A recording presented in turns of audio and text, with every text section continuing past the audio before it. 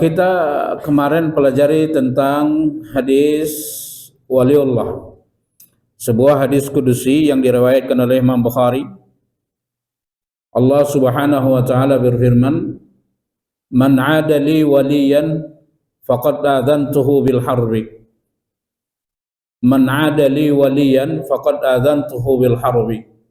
Siapapun yang memusuhi waliku, siapapun yang memusuhi waliku, aku umumkan berperang dengan dia. Nah, jadi wali Allah, ada wali Allah, dan Allah akan sebutkan dalam kalimat berikutnya siapa yang dinamakan dengan waliullah. Sekarang lagi rame persoalan wali Allah. Nah, siapa waliullah itu Allah akan jelaskan di dalam hadis kudusi ini. Dan apa yang dimaksud dengan wali dalam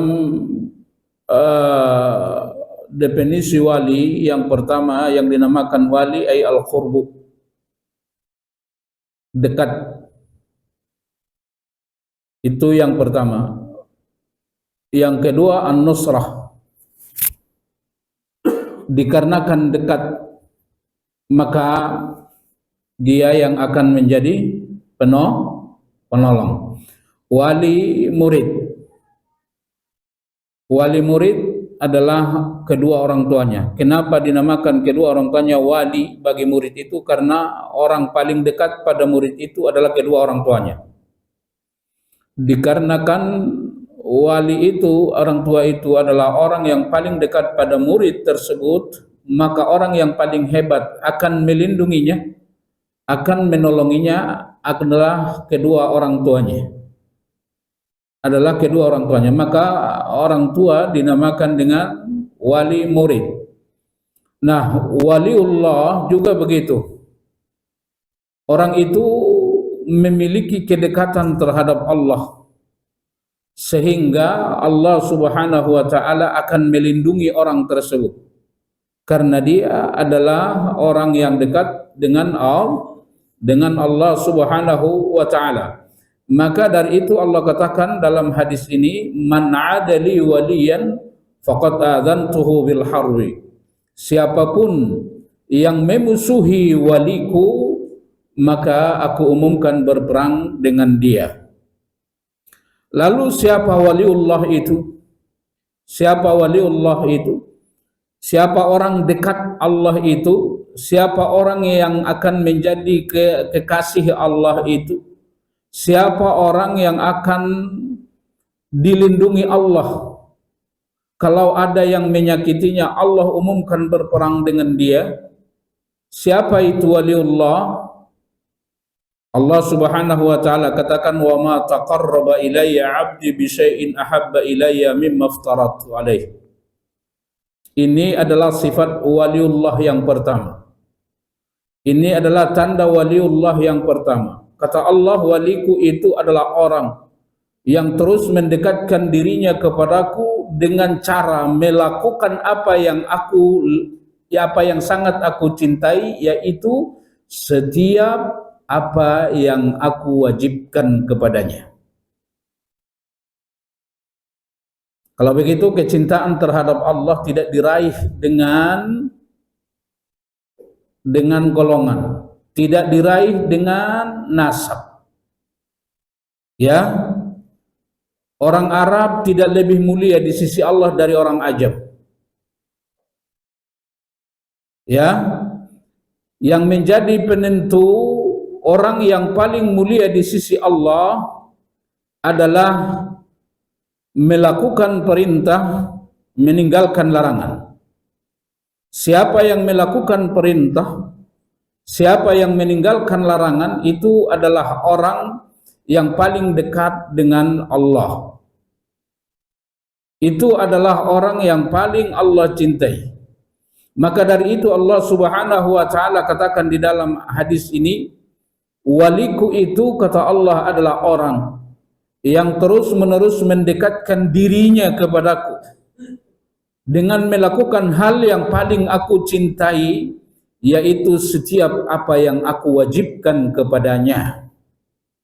Kalau begitu, apa hal yang paling hebat untuk mendekatkan diri kepada Allah? Adalah dengan melakukan hal yang paling Allah cintai. Apa hal yang paling Allah cintai?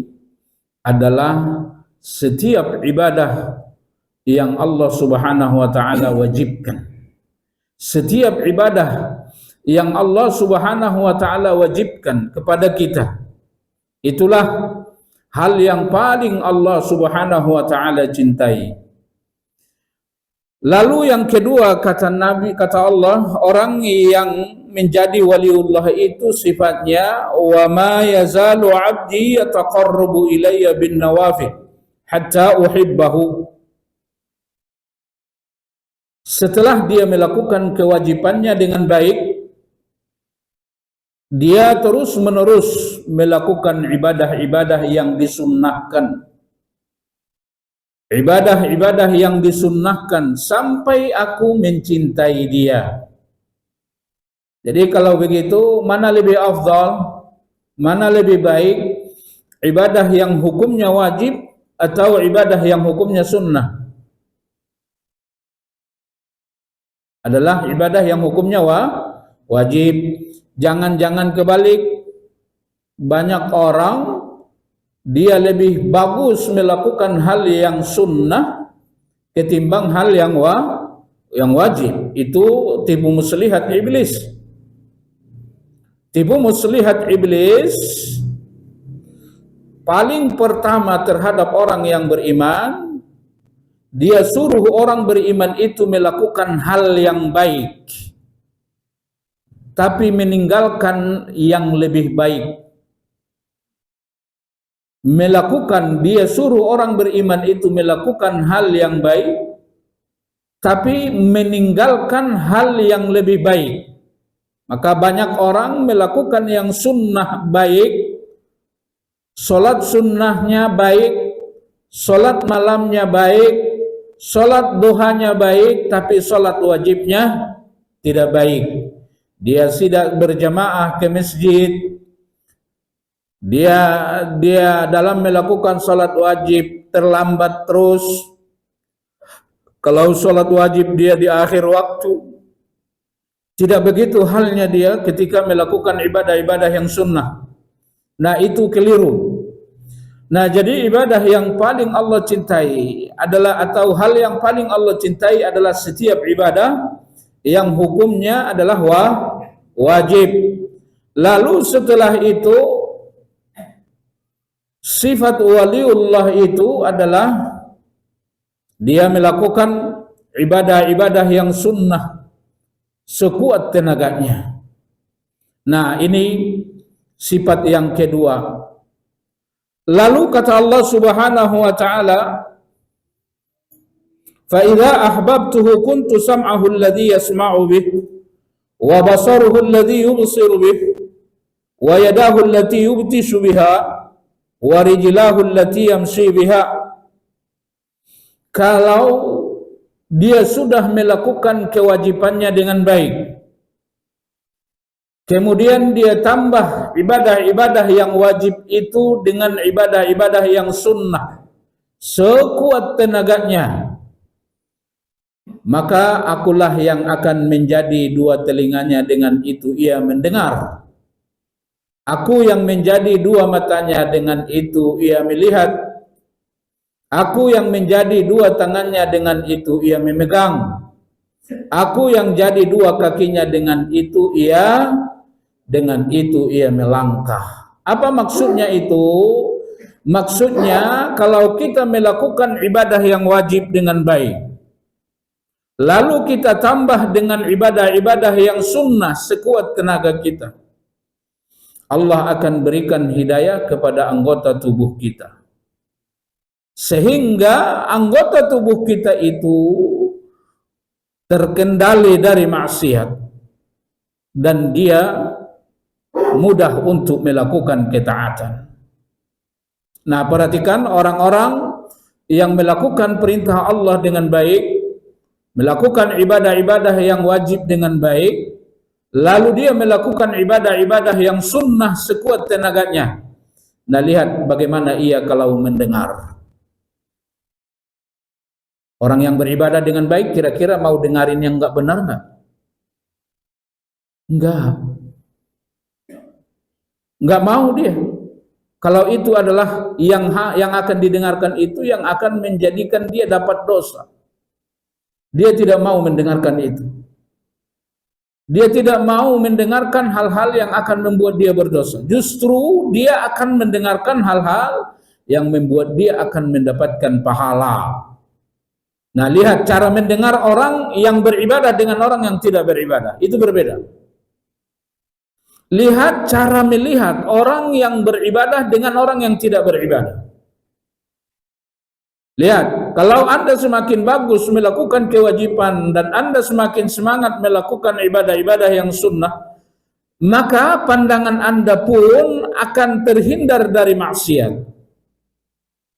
Akan terhindar dari maksiat. Dan Anda akan hanya mau memandang hal-hal yang membuat Anda mendapatkan pahala. Berat gak kira-kira itu, Pak? Sekarang semua ada di HP. Semua dosa ada di HP. Bahkan film-film porno ada di HP. Syahwat Anda menginginkan itu enggak? Iya. Syahwat menginginkan itu. Kira-kira kalau masuk ke kamar sendirian, siapa yang larang? Siapa yang akan menahan kita dari untuk tidak menonton HP dari maksiat? Enggak ada yang mampu menghindar dari itu kecuali Allah yang menghindarkannya. Enggak ada. Nah, maka dari itu, kenapa Anda mampu menghindar dari melihat HP yang tidak benar, padahal Anda dalam kesendirian, tidak ada orang yang melihat? Itu adalah karena Allah yang menghindarkan Anda.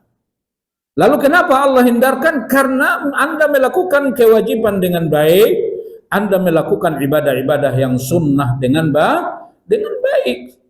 Tidak ada yang bisa terhindar dari maksiat kecuali orang-orang yang ikhlas beribadah kepada Allah. Tidak ada. Maka dari itu, kenapa harus ikhlas beribadah? Antara lain manfaat ikhlas dalam setiap ibadah, Allah akan selamatkan kita dari maksiat. Nabi Yusuf alaihissalam ketika diajak istri menteri itu untuk melakukan zina, kira-kira Nabi Yusuf ingin nggak melakukan itu? Ingin. Jadi bukan perempuan itu aja yang ingin melakukan zina itu. Yusuf pun ada keinginan melakukannya sebagai manusia biasa. Allah katakan dalam Al-Quran, وَلَقَدْ هَمَّتْ بِهِ وَهَمَّ بِهَا. Jadi dua-duanya ada keinginan. Laula ar-ra'a burhana, seandainya Allah tidak memperlihatkan ayat-ayatnya, bukti-bukti kekuasaannya kepada Yusuf, dia akan jatuh kepada dosa itu. Kadzalika linasrifa anhu su', innahu min ibadinal mukhlasin. Begitulah aku palingkan Yusuf dari dosa itu karena dia adalah hambaku yang ikhlas, kata Allah. Nah, jadi kenapa Nabi Yusuf terhindar dari zina itu? Allah yang hindarkan. Kenapa? Karena dia, kata Allah, adalah orang yang ikhlas dalam beribadah. Iblis katakan itu. Iblis mengatakan, la'ughwiyannahum ajma'in. Semua manusia itu aku akan pasti sesatkan. Pasti aku sesatkan. Tidak ada yang tidak bisa aku sesatkan, kata iblis. Satu doang yang tidak bisa aku sesatkan, kata iblis. Illa ibadaka minhumul mukhlasin. Yang tidak bisa aku sesatkan adalah hanya hambamu yang ikhlas saja. Hanya hambamu yang ikhlas saja. Nah, jadi iblis yang ngomong itu. Iblis yang ngomong. Hanya satu yang tidak bisa dia sesatkan. Siapa yang tidak bisa dia sesatkan? Ulama? Bukan. Bukan. Yang dia tidak bisa sesatkan adalah orang-orang yang beribadah dengan ikhlas. Nah, maka dari itu apa hadiah yang pertama menurut hadis ini yang Allah akan berikan kepada setiap orang yang beribadah dengan ikhlas, dia lakukan kewajibannya dengan ikhlas, dengan baik, dia lakukan ibadah-ibadah yang sunnah dengan baik, adalah hadiah yang pertama. Anggota tubuh diberi Allah hidayah, sehingga anggota tubuh itu terhindar dari maksiat, dia mampu melakukan ibadah kepada Allah Subhanahu wa ta'ala.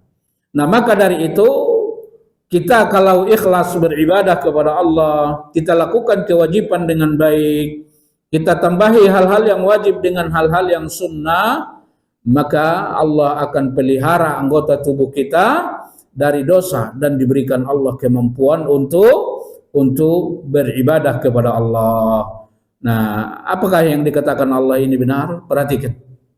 Kalau memang orang itu benar-benar beribadah, dia lakukan kewajibannya dengan baik, dia lakukan ibadah-ibadah yang sunnah dengan baik. Perhatikan bagaimana orang seperti ini berbicara. Perhatikan bagaimana orang seperti ini mendengar. Perhatikan bagaimana orang seperti ini akan melihat. Perhatikan bagaimana orang seperti ini akan memegang. Perhatikan bagaimana orang seperti ini akan melangkah. Beda dengan orang yang tidak beribadah. Ya, orang yang beribadah itu hanya mau mendengarkan hal-hal yang baik, melihat hal-hal yang baik, mengucapkan hal-hal yang baik, memegang hal-hal yang baik, dan melangkah pada hal-hal yang baik. Allah berikan kepada anggota tubuhnya hidayah untuk melakukan perintah, meninggalkan larangan. Bukankah nanti di akhirat hal yang paling pertama antara lain Allah akan tanya tentang anggota tubuh? Tentang anggota tubuh Allah akan tanya. Untuk apa dia dimanfaatkan. Dan mengendalikan anggota tubuh dari maksiat itu sangat berat, karena syahwat yang dimiliki oleh manusia. Lalu apa hadiah yang kedua yang Allah berikan kalau kita beribadah dengan baik, kita lakukan kewajiban kita dengan baik, kita tambah dengan ibadah-ibadah yang sunnah sekuat tenaga. Wa in sa'alani la'utiyannahu. Kalau dia meminta, aku akan kasih. Kalau dia meminta, aku akan kasih. Senada dengan ini Allah katakan dalam Al-Quran, Iyyaka na'budu wa iyyaka nasta'in. Iyyaka na'budu wa iyyaka nasta'in. Hanya kepadamu kami menyembah, hanya kepadamu kami beribadah. Wa iyyaka nasta'in, dan hanya kepadamu kami meminta. Hanya kepadamu kami meminta. Kalau mau meminta, kalau mau berdoa, beribadah dulu. Semakin bagus ibadah Anda, semakin segera doa Anda dikabulkan.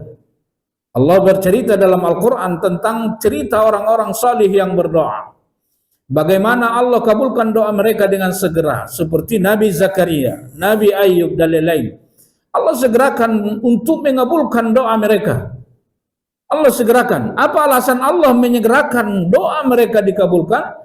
Allah katakan dalam Al-Quran, Innahum kanu yusari'una fil khairat wa yad'unana raghaban wa rahaba. Kenapa mereka segera doanya dikabulkan? Adalah innahum kanu yusari'una fil khairat. Mereka selalu segera dalam melakukan ibadah. Sesegera apa yang kau beribadah, maka sesegera itu doamu dikabulkan. Nah, maka dari itu jemaah sekalian yang insya Allah dirahmati Allah, kalau kita melakukan kewajiban dengan baik, lalu kita melakukan ibadah-ibadah yang sunnah, Allah akan hindarkan kita dari maksiat, sehingga kita tidak melakukan maksiat. Pak, dalam kajian sebelumnya, kalau orang seperti ini golongan apa? Dia lakukan kewajibannya dengan baik, lalu dia lakukan ibadah yang sunnah dengan sekuat tenaga, kemudian dia tidak melakukan maksiat. Dalam kajian sebelumnya yang Allah katakan faminhum zalimun li nafsihi wa minhum muqtasid wa minhum sabiqun bil khairat. Ini kelompok mana ini? sabiqun bil khairat. Bagaimana nasib sabiqun bil khairat? Yadkhulunal jannah bighairi hisab wala adab. Sabiqun bil khairat akan masuk ke dalam surga tanpa hisab dan tanpa adab. Tanpa hisab dan tanpa adab. Mereka siapa yang dinamakan sabiqun bil khairat? Mereka yang melakukan kewajibannya dengan baik. Lalu mereka melakukan ibadah-ibadah yang sunnah sekuat tenaganya. Lalu mereka meninggalkan maksiat. Nah, kalau di dalam hadis ini Allah katakan mereka adalah waliullah. Kalau mereka adalah waliullah, nah, kalau mereka meminta aku akan kasih, kata Allah. Wala in ista'adani la'u'idanna. Kalau mereka meminta perlindungan, aku akan lindungi. Kalau mereka meminta pertolongan, aku akan tolong. Jadi kalau ada yang menyakiti mereka, aku akan tolong, kata Allah. Aku akan lindungi, kata Allah Subhanahu wa taala. Lalu Allah katakan di dalam akhir hadis ini, wa ma taraddadtu an syai'in ana fa'iluhu taraddudi an nafsil mu'min yakrahul mauta wa ana akrahu masa'atahu. Ini luar biasa. Kata Allah, tidak ada satu perbuatan pun yang aku ragu melakukannya kecuali satu, yaitu aku ragu memberikan izin pada malaikat ketika malaikat itu meminta izin untuk mencabut nyawa orang yang bertakwa. Aku ragu mengizinkannya, kata Allah. Kalau kita ragu karena bodoh, besok saya mau ke pasar tapi nggak tahu jadi apa enggak karena ragu. Karena mungkin ada hujan, kalau hujan nggak jadi, maka dia ragu ke pasar nggak besok atau tidak. Keraguan dia ini adalah karena kebodohan. Dia tidak tahu besok hujan atau tidak. Adapun keraguan Allah di sini bukan karena kebodohan. Adapun keraguan Allah di sini adalah karena Allah sangat sayang kepada orang-orang yang bertakwa. Kenapa Allah ragu ketika ada orang yang bertakwa? Ketika orang bertakwa tersebut hendak dimatikan, lalu malaikat meminta izin kepada dia untuk mematikan, untuk mengambil nyawa orang yang bertakwa tersebut. Kenapa Allah ragu mengizinkannya? Ada dua alasan kata ulama kita. Yang pertama, ketika orang bertakwa itu dimatikan, maka keberkahan di bumi ini akan berkurang. Keberkahan di atas bumi akan berkurang karena bumi ini akan menjadi berkah dengan adanya orang-orang yang bertakwa. Lau anna ahlal qura amanu wattaqau la fatahna alaihim. Coba, seandainya penduduk negeri itu beriman dan bertakwa, maka aku akan berikan kepada mereka keberkahan. Jadi keberkahan di atas bumi ini adalah ketika adanya orang-orang yang Kenapa langit diciptakan? Supaya manusia bertakwa. Kenapa setiap nabi diutus? Supaya manusia bertakwa. Kenapa langit diciptakan dan isinya? Supaya manusia bertakwa. Kenapa bumi diciptakan dan isinya? Supaya manusia bertakwa. Maka kalau kita tidak bertakwa, tidak ada keselamatan dunia akhirat. Nah, jadi seluruh makhluk diciptakan hanya satu alasannya. Iyyaka na'budu wa iyyaka nasta'in. Agar supaya makhluk yang bernama jin dan manusia bertakwa kepada Allah. Kalau jin dan manusia tidak bertakwa kepada Allah, maka tidak ada keberkahan di atas bumi ini. Seluruh makhluk diciptakan Allah Itu tujuannya agar supaya kita bertakwa. Surga diciptakan supaya kita bertakwa. Neraka diciptakan supaya kita bertakwa kepada Allah. Lalu kita tidak bertakwa. Apa ada keselamatan? Tidak akan ada. Maka bagaimana menurut Anda ketika di bumi ini makhluk yang bernama manusia yang menjadi tujuan penciptaan seluruh makhluk tidak lagi bertakwa pada Allah? Apa jadinya? Nah, maka dari itu ketika orang yang bertakwa semakin banyak mati dari bumi ini, semakin berkurang keberkahan di atas bumi.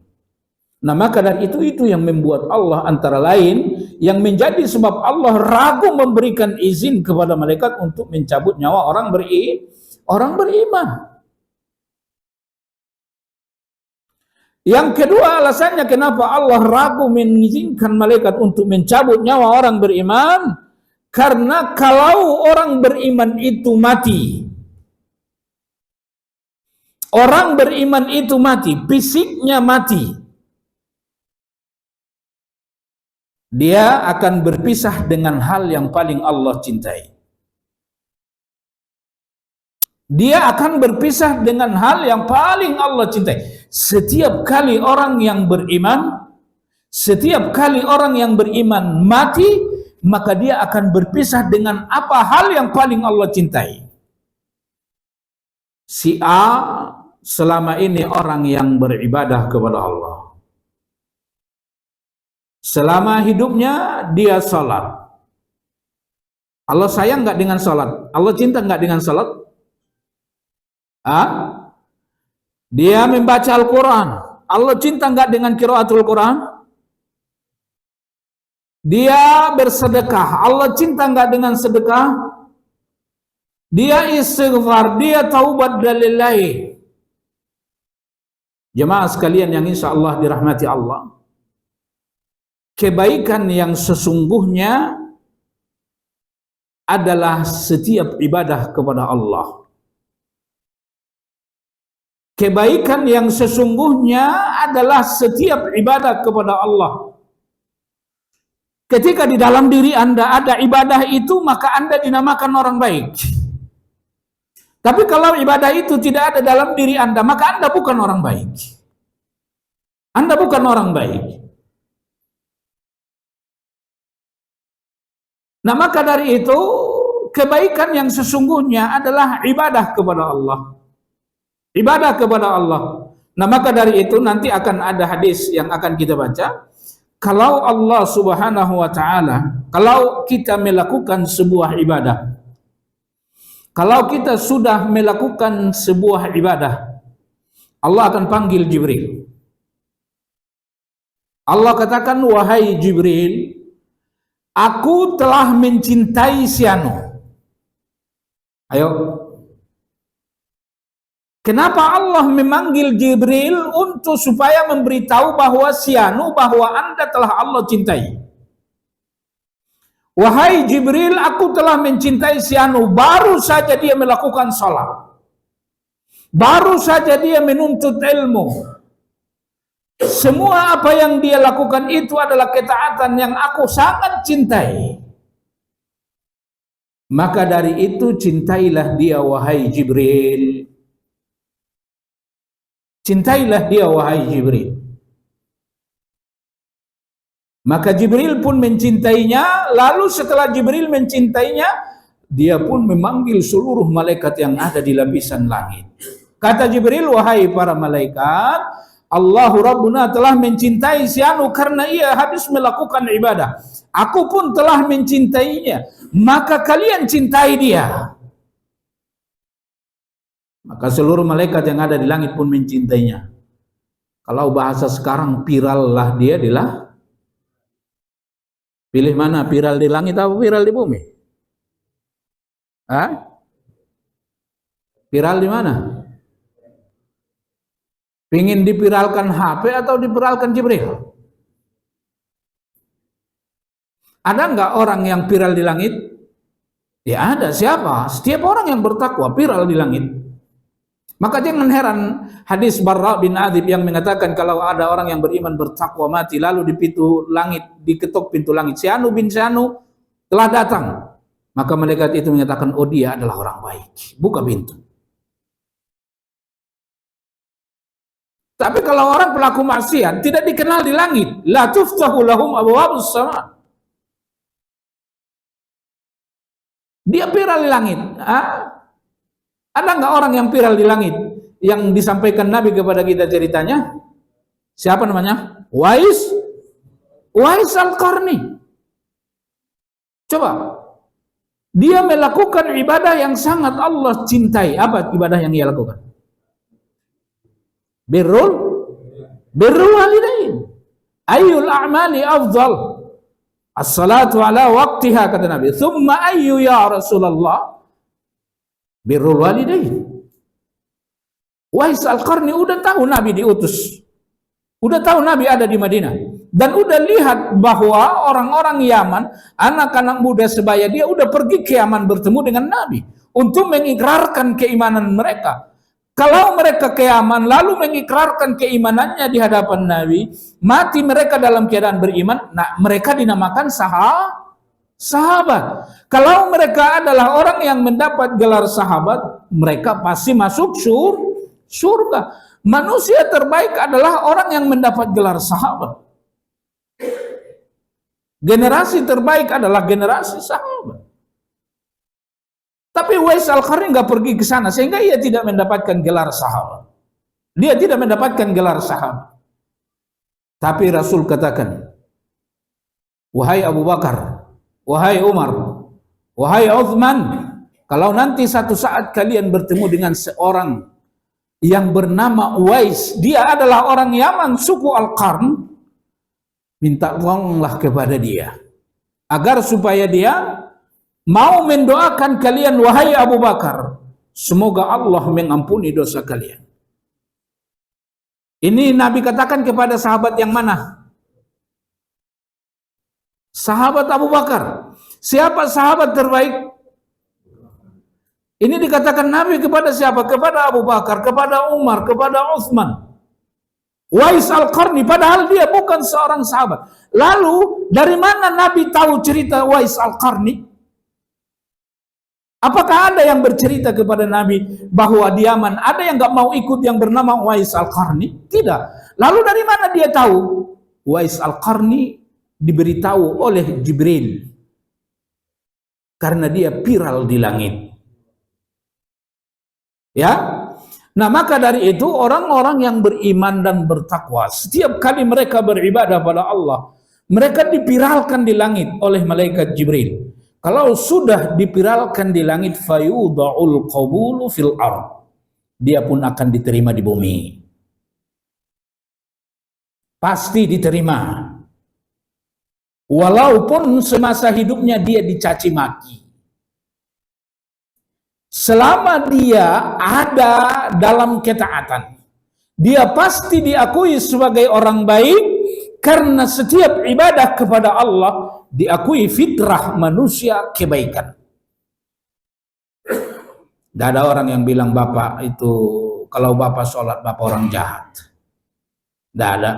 Kalau ada orang yang bilang bapak orang jahat karena dia tidak suka dengan diri Anda. Adapun sholat itu secara fitrah diakui sebagai kebaikan. Maka kalau ada orang yang bertakwa kepada Allah secara fitrah, tidak ada yang bisa membantah kalau dia adalah orang baik. Tidak ada yang bisa bantah. Gimana dia bisa dibantah oleh fitrah manusia sementara di langit dia sudah viral? Dia akan pasti diakui. Jadi kebaikan yang sesungguhnya adalah setiap ibadah. Anda akan dikatakan orang baik kalau ibadah itu ada pada diri Anda. Kalau Anda salat, Anda puasa, Anda zakat, Anda membaca Al-Quran, Anda menuntut ilmu dan lain. Kalau Anda melakukan perintah-perintah, meninggalkan larangan secara fitrah manusia, pasti mengakui itu adalah kebaikan. Karena kebaikan yang sesungguhnya adalah setiap ibadah yang dilakukan. Kalau ada orang kerjaannya berzina, kerjaannya merampok, membunuh, minum khamar, anak kecil pun tahu kalau dia bukan orang baik. Anak kecil pun tahu kalau dia bukan orang baik. Nah, jadi kebaikan yang sesungguhnya itu adalah setiap ibadah kepada Allah Subhanahu wa ta'ala. Nah, maka dari itu setiap kita beribadah kepada Allah, maka Allah memanggil Jibril. Allah katakan, aku telah mencintai si anu. Aku telah mencintai si anu. Maka cintai dia, wahai Jibril. Maka Jibril pun mencintainya. Lalu dia memanggil seluruh malaikat yang di langit bahwa dia telah mencintai orang tersebut. Lalu secara otomatis kata Nabi, makhluk bumi pun mencintainya. Makhluk bumi pun mencintainya. Maka dari itu dalam sebuah hadis yang lain, semakin banyak orang mengakui Anda sebagai orang baik di hari kematian, itu adalah pertanda sebagai Anda penduduk surga, ya.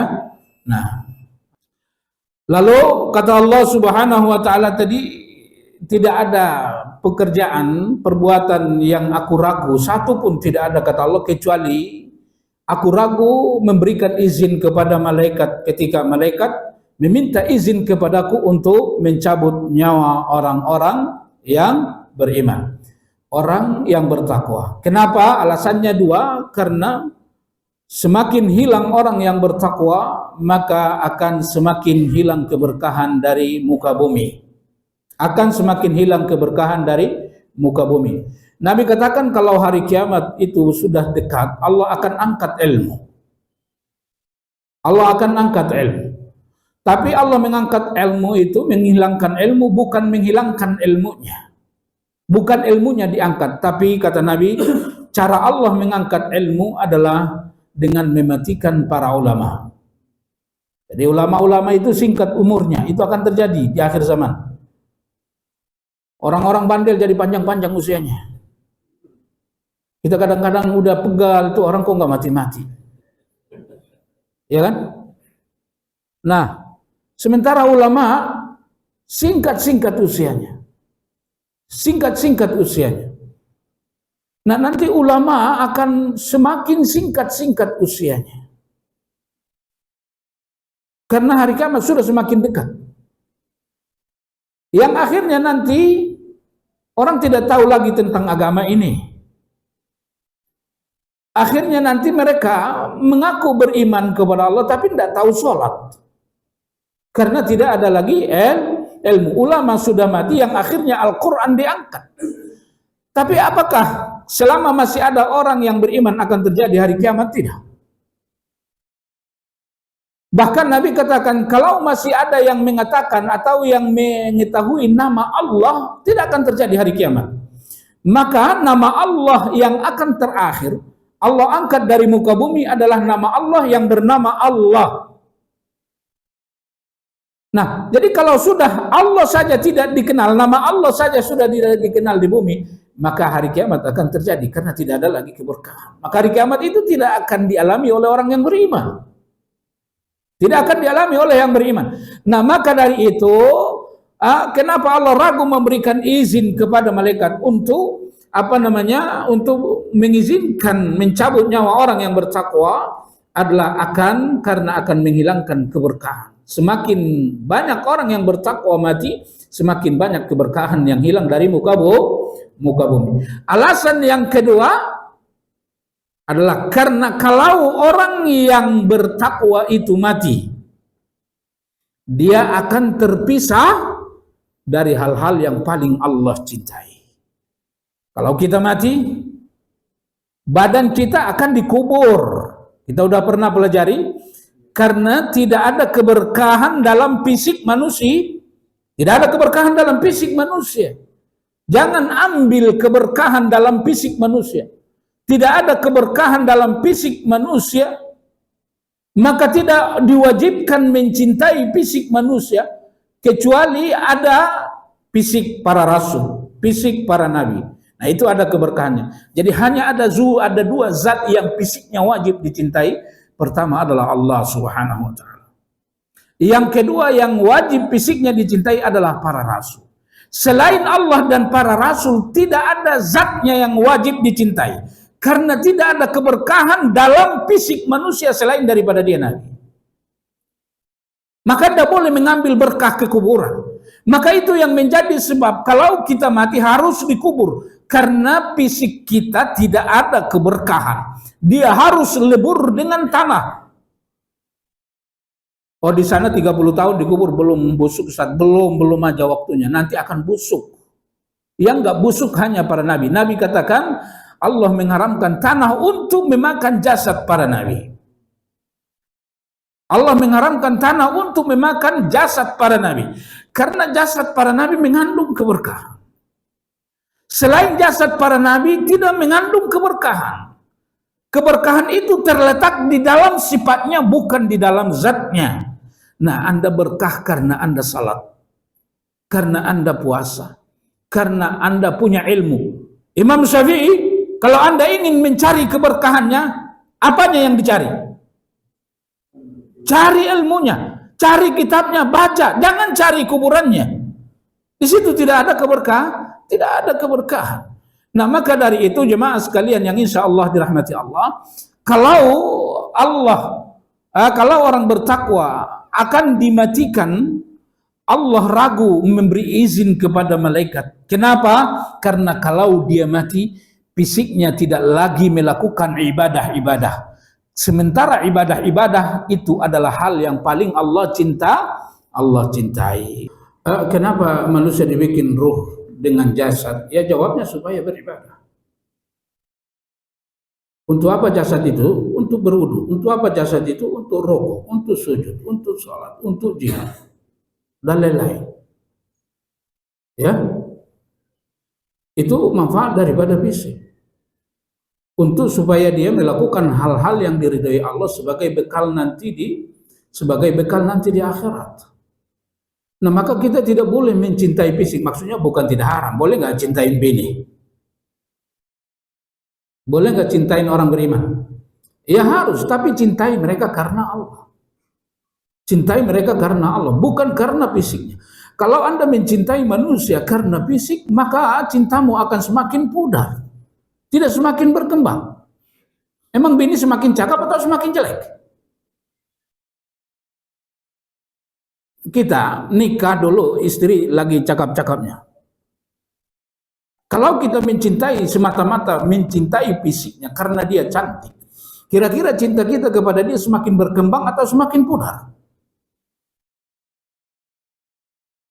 Dulu kulitnya kencang, sekarang sudah keriput. Dulu giginya cakep, sekarang udah ompong. Iya kan? Nah, jadi kalau kita mencintai fisik manusia, maka cinta itu akan segera pudar. Karena fisik manusia tidak semakin baik. Wa man nu'ammirhu nunaqqishu fil khalqi afala ta'qilun. Siapa yang aku panjangkan usianya, maka aku akan kembalikan dia seperti semula. Pak Tono berapa sekarang usianya? Hah? 64. Coba lihat foto kembali di seketika usia 15 tahun. Wah, itu bocah-bocah nggak pada kenal tuh anak-anak tuh. Kantengan Pak Tono. Sekarang 66, 64 modelnya begini. Kalau ditambah 100 tahun lagi modelnya kayak apa Pak Tono? Hah? Ya Bang Rahmat ya? Kira-kira gimana? Kalau 100 tahun lagi ditambah cakep atau tambah jelek? Jadi nggak usah berandai kata ya Allah seandainya aku hidup 1000 tahun lagi. Jangankan 1000 tahun lagi, 100 tahun lagi aja orang udah susah hidup sama kita. Anak kita aja, kalau kita ditambah usia 100 tahun lagi, ya Allah ini ayahku kok lama amat. Iya kan?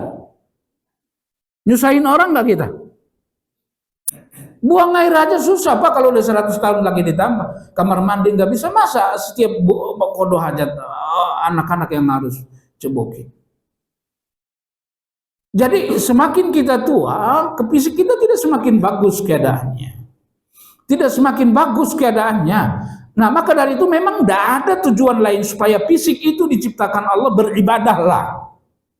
Beribadahlah. Dan memang tidak ada jalan lain kecuali mati. Tidak ada jalan lain kecuali mati. Itulah pintu gerbang yang harus dilewati setiap orang. Jangan benci kematian itu. Itu pasti dimasuki setiap yang bernyawa.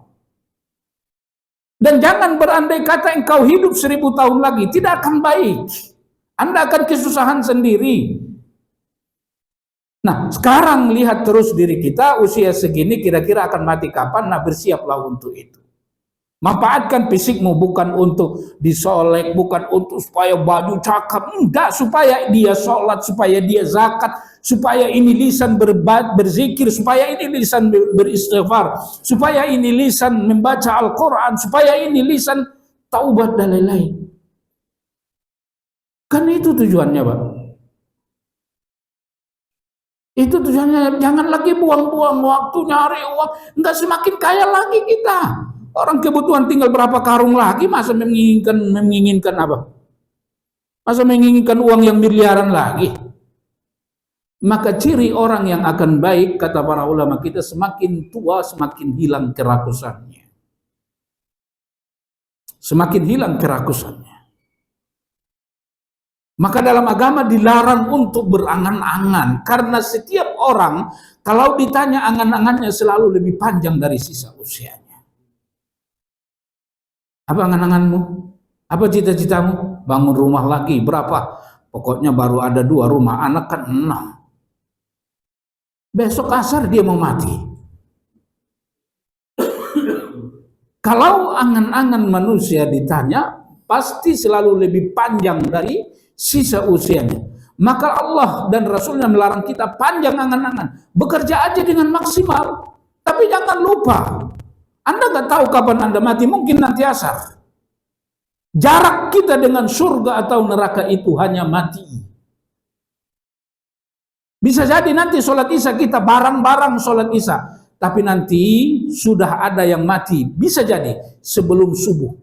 Kemungkinan dia akan masuk surga atau kemungkinan dia ada di neraka. Jadi kalau begitu, untuk apa fisik ini?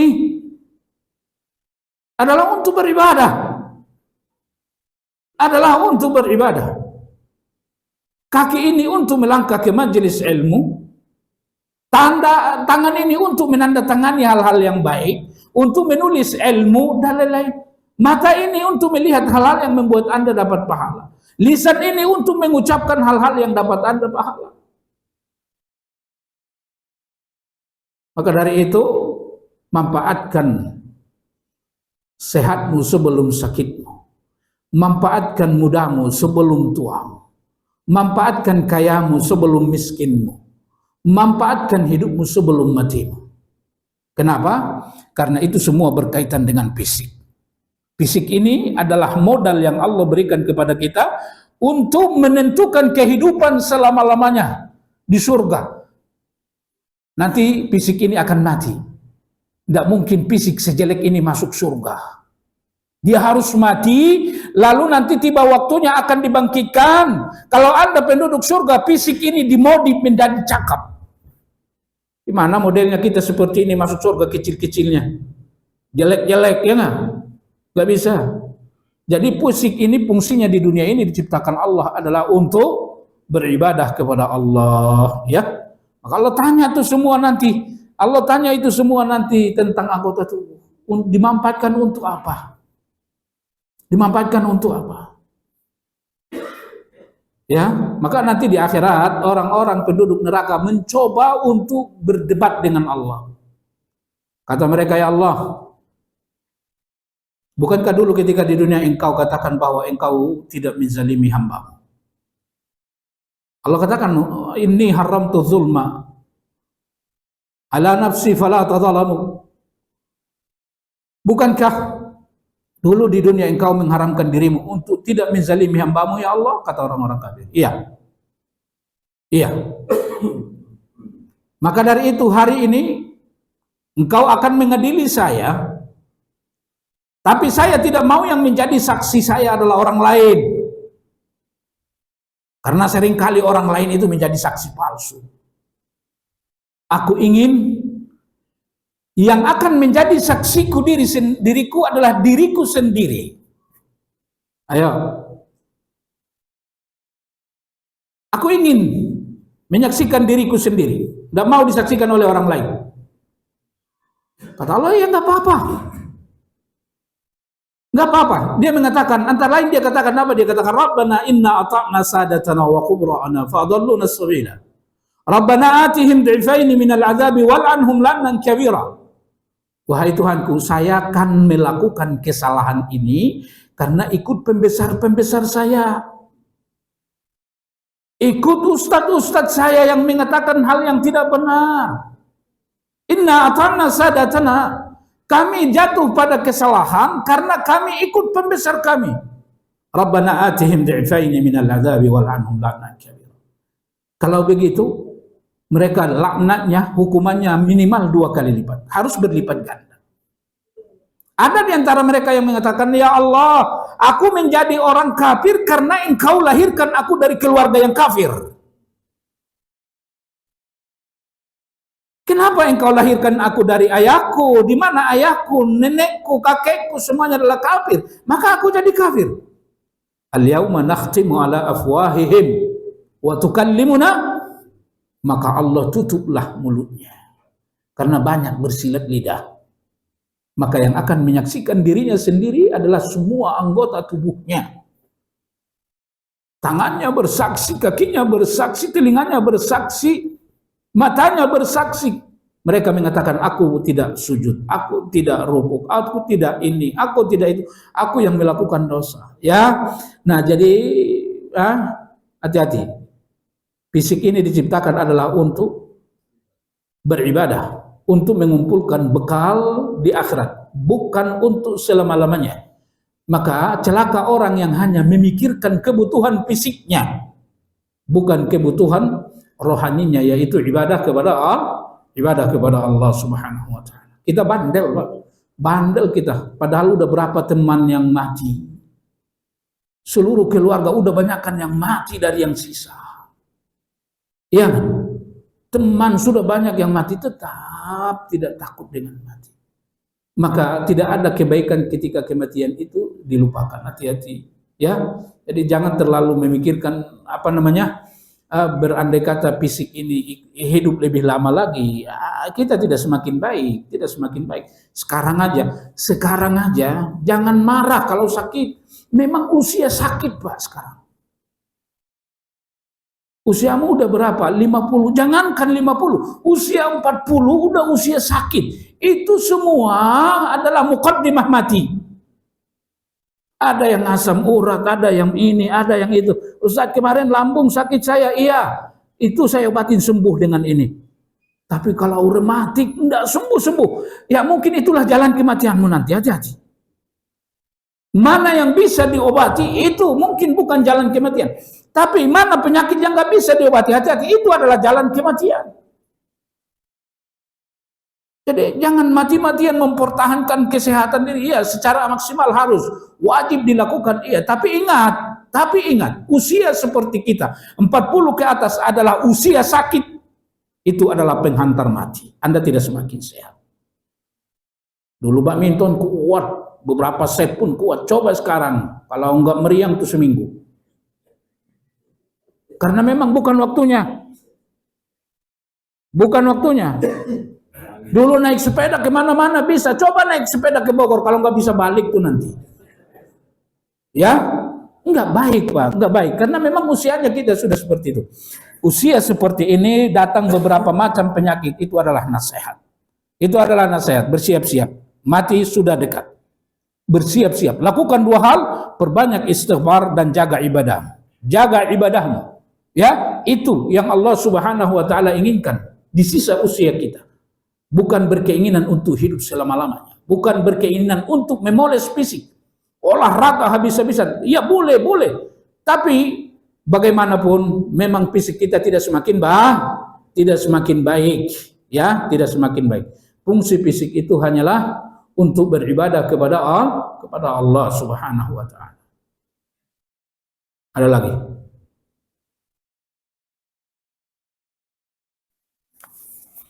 Jadi saya sakit itu, saya sakit ini, ya itu manusia. Memang usia sakit. Yang harus dilakukannya, lisan saya harus istighfar. Lisan saya harus lebih hebat berbaca Al-Quran. telinga saya harus lebih banyak menuntut ilmu, dan lain-lain. Selama ini fisik ada, maka